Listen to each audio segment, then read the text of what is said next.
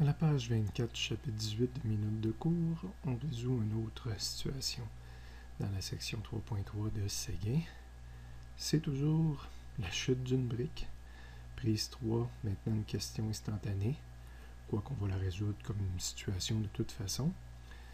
La situation, on peut la lire, ou la question, on peut la lire à la page 341 de Séguin. Grosso modo, on nous demande de reprendre la question précédente.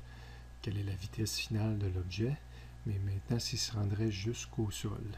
Donc je pourrais toujours utiliser une des formules qu'on a utilisées précédemment, mais je vais prendre un autre chemin, encore une fois, là, pour montrer toutes les possibilités qui existent dans le domaine énergétique.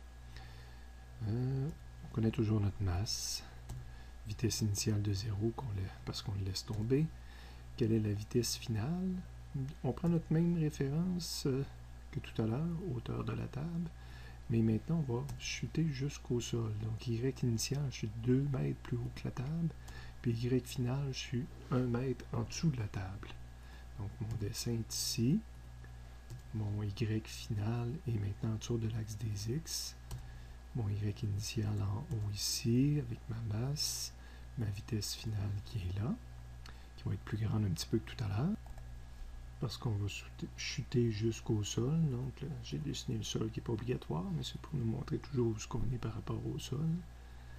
On va utiliser le théorème de l'énergie cinétique, forme delta. Donc delta K plus delta UG est égal à 0. Formule qu'on aperçoit dans le résumé du chapitre 18, là, en bas ici, la forme delta.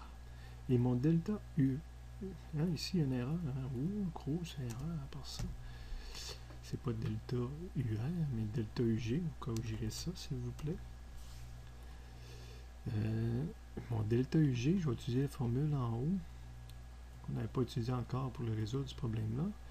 Je peux remplacer delta UG par mg delta Y. Donc, on retient ces deux formules. Bon, on avait déjà écrit la première, et la deuxième, c'est mon delta UG qui devient mg delta Y. Puis, un peu sous le même format, mon delta K, on aurait pu voir aussi sur le résumé que c'est 1/2 mv au carré, mvf au carré moins mvi au carré, sauf qu'elle était dans le chapitre précédent. Je le développe, vitesse initiale c'est 0, mg delta y, mais mon delta y ça va être final moins 1. On va lui mettre les chiffres dans quelques instants, mais il ne faut pas oublier que ça va être moins 1, moins 2, on fait moins 3 total. On a une chute de moins 3, effectivement. Donc j'isole le V final là-dedans. Mg delta Y va s'en aller l'autre bord, multiplié par 2. Les M évidemment disparaissent. Donc G delta Y s'en va de l'autre bord, multiplié par 2. On prend la racine à la fin, on met nos chiffres. Le moins 1, moins 2 qui donnait moins 3 est ici. Et on arrive encore à la même valeur. Et ça, c'est la formule que j'ai utilisée tout à l'heure sur la page précédente. À la fin de la page 23, à 23, on avait fait plusieurs solutions. À la fin, j'avais dit, bon, si je prends la formule que je vais découvrir sur la page suivante, j'arrivais à la même valeur de 6,26 mètres secondes. Momentanément, quand j'étais à la page 23, je vous rappelle, j'avais oublié de mettre en jaune là, ce que j'allais chercher sur les résumés, mais là, on peut peut-être prendre le temps d'arrêter la vidéo si ceux qui mettent en jaune les mêmes choses que moi pour les mettre.